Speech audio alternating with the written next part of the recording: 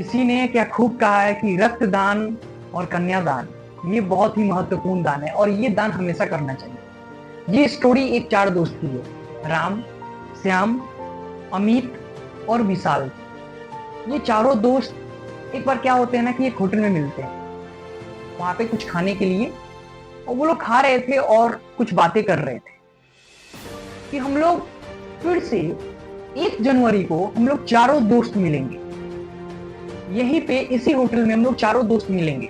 बगल में एक वेटर सुन रहा था, ये सब उन लोगों की बातें वो वेटर सुन रहा था। तो वो लोग क्या डिसाइड करते हैं कि 1 जनवरी को हम लोग चारों दोस्त फिर से यहीं पे मिलेंगे और जो दोस्त लास्ट में आएगा उसी को बिल पेमेंट करना होगा। चारों दोस्त वहां से खाए पिए, बिल पेमेंट किए और वहां से निकल गए। उन्होंने 40 साल बाद, वो चारों दोस्त 40 साल बाद उन लोग को मिलना था। तो धीरे धीरे सारे दोस्त आते गए, लेकिन विशाल नहीं आ पाया। विशाल नहीं आ पाया। 3 दोस्त आए, विशाल नहीं आ पाया। सबको टेंशन होने लगा, आखिर विशाल कहाँ रह गया, काहे नहीं आया है। सबको ये उस चिंता सताई जा रही थी कि विशाल कहाँ रह गया। सबको लगा, थोड़ी देर टाइम बीता, सबको लगा कि अब वो नहीं आ पाए, इसलिए हम ही लोग खा लेते हैं, हम ही लोग बिल पेमेंट करके चल चलते हैं। उन्होंने ऑर्डर किया खाना, ऑर्डर आया, एक वेटर ऑर्डर लेकर आया और उन्होंने खाना खाया और लास्ट तक भी इंतजार किया कि विशाल अब आएगा अब आएगा, लेकिन विशाल नहीं आया। इसलिए उन्होंने बिल पेमेंट करने का सोचा और वो लोग बिल पेमेंट करने जैसे जा रहे थे तैसे ही होटल का जो मैनेजर था वो वहां से दौड़ते दौड़ते आया और बोला कि विशाल सर ने कॉल पे ही बिल पेमेंट कर दिए, आप लोग को बिल पेमेंट करने की कोई जरूरत नहीं है। उन्होंने पहले ही बिल पेमेंट कर दिया। उन लोगों को थोड़ा आश्चर्य हुआ कि आखिर विशाल हम लोग से मिल नहीं रहा है, हम लोगों से मीटअप नहीं कर रहा है, लेकिन उन्होंने बिल पेमेंट कर दिया। आखिर वो हम लोग से मिल क्यों नहीं रहा है। वो लोग चिंता में बाहर गए। तब तक बाहर एक सरकारी गाड़ी खड़ी थी। उस गाड़ी में से एक आदमी आया और वो तीनों दोस्त के पैरों में गिर गया और बोला कि मैं विशाल, जो आप लोग के दोस्त थे ना, मैं उनका बेटा हूं, मैं विशाल सर का मैं बेटा हूं। और आप लोगों के जाने के बाद आप लोग हर एक पोस्ट पे, अच्छे पोस्ट पे चले गए। मेरे पिताजी भी एक बहुत ही अच्छे पोस्ट पे चले गए थे, सरकारी नौकरी, टीचर की।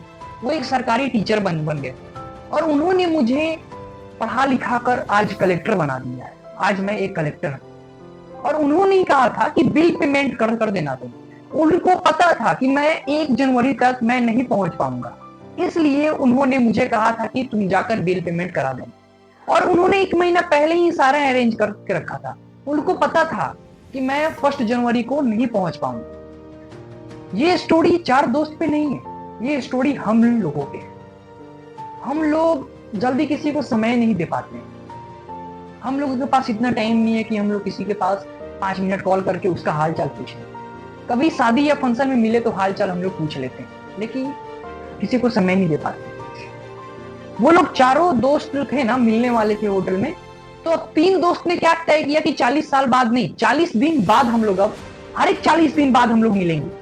40 साल बाद नहीं, हर एक 40 दिन बाद हम लोग अब मिलेंगे।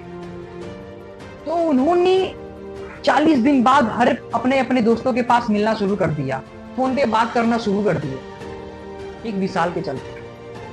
तो हम भी लोग अपने लाइफ में ऐसा ही करते हैं, किसी को जल्दी टाइम नहीं दे पाते हैं, लेकिन ये बहुत ही गलत बात है। हम लोग अपने रिश्तेदारों को या फ्रेंड को या किसी को भी हम लोग जल्दी टाइम नहीं दे पाते हैं। थोड़ा समय सबको देना चाहिए, समय थोड़ा थोड़ा करके सबको देना चाहिए। इस तरह सब में क्या होती है ना कि संगठन बनी रहती है, अट्रैक्शन हुआ रहता है, सबके साथ हम लोग मिलजुल के रहते हैं। इसलिए हमेशा सब किसी के साथ मिलजुल के रहना चाहिए और सबको थोड़ा ना थोड़ा टाइम जरूर देना चाहिए। अगर वीडियो अच्छी लगी हो तो चैनल को सब्सक्राइब कर वीडियो को लाइक जरूर कर देना। ऐसे ही मिलेंगे हम लोग नेक्स्ट वीडियो में।